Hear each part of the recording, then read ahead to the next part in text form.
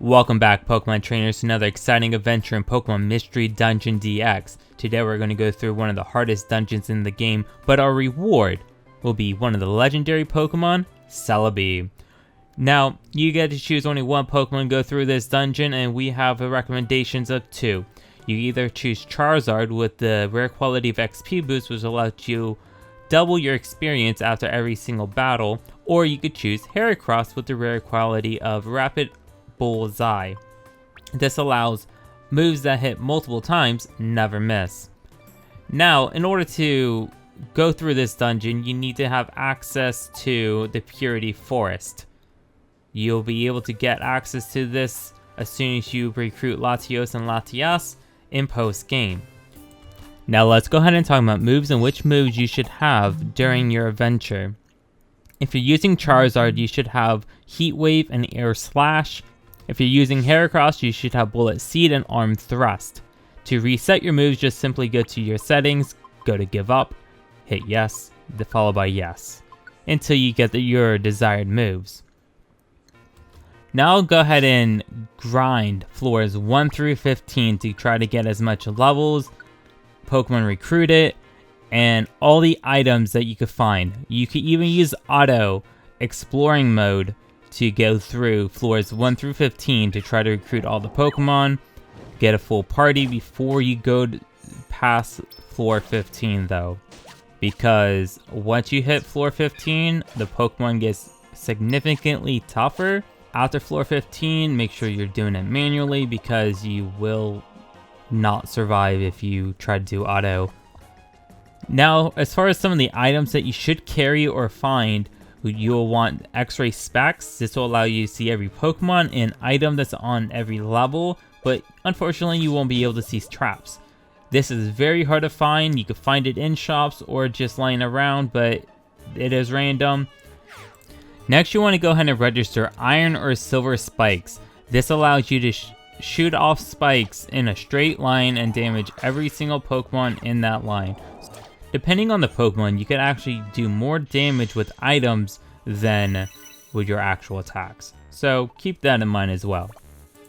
Now let's go ahead and go over the Joy Seed. It's pretty much like a rare candy, and every time I've done this dungeon and died several times, I was able to find 8 Joy Seeds before level 20, as long as I was able to go through every single floor and get all the items.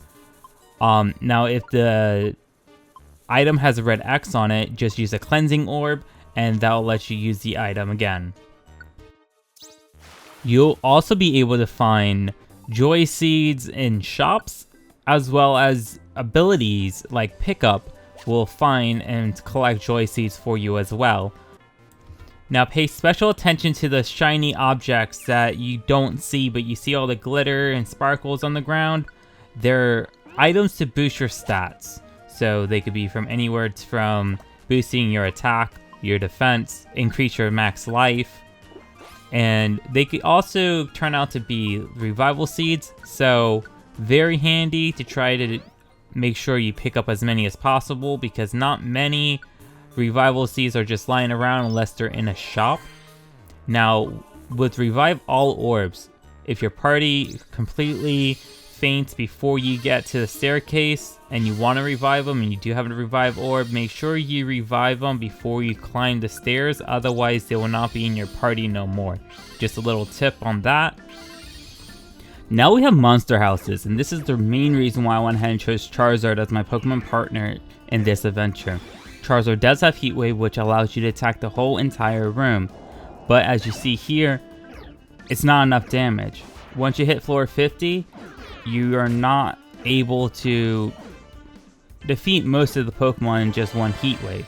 So if you hit a monster house, you want to make sure you're on the defenses, as going ahead and going through like a Slumber Orb, a Petrify something, and then also powering up your Pokemon with like a Violent Seed or a Power Up Orb, and then maybe even disperse the Pokemon so you could face off against them independently.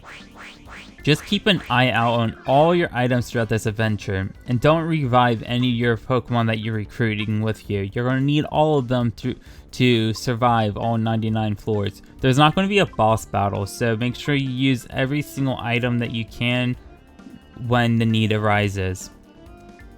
Items are going to be very scarce and sometimes very hard to find when you're just trying to go through as many levels as possible. This is where shops come in handy. Sometimes they do not carry what you need. When you do find a shop, just go ahead and collect everything you think you're going to need. Between the wands, collect all of them. For revival seeds, of course, you're going to need every single revival seed that you can find. Joy seeds. Also make sure you pick up plenty of apples, max elixirs, max others. So you have plenty of items throughout this adventure. And then you want to go ahead and sell them everything else. You don't need it.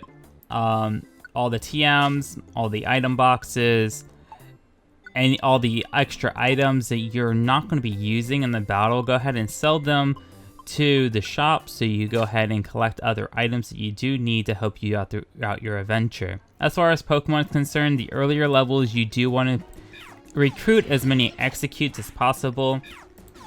They have an all-attack room remove as well as multi-attack removes. You also have Ladybug and Dustox. These are the 3 Pokemon that I highly recommend you getting. Dustox is very, very important because he could heal you. As long as you're close to Dustox, you can get some pretty handy heals. This will save you and help you survive a lot. Anytime you find an inviting orb, make sure you hold on to it until you're running out of Pokemon that you recruited, and then grind that floor until you get the max amount of Pokemon to recruit before you go to your next floor. We're finally on floor 99, and this is the last floor in the dungeon. I thought there was going to be a boss battle, so I went ahead and changed up my items from the X-ray specs to like a defensive item, and so we're going to go ahead and just use a one-room orb. You can also do illuminating orbs so you can see everything around you.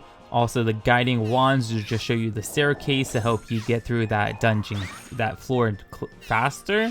You just got to base everything on the situation and what Pokemon you're using, how much life you have, how many Pokemon you have recruited.